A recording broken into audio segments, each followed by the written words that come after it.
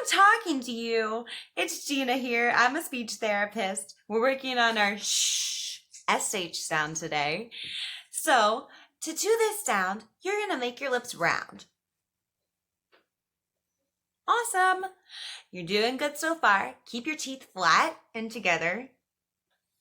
Shh. And then blow that air out. So let's try together. Round lips, flat teeth together, and blow the air. Shh. Pretend you're in the library. Shh. Blow the air. Round lips. Shh. Flat teeth. Shh. You got it. All right. Comment down below if you need some extra help. Bye, guys.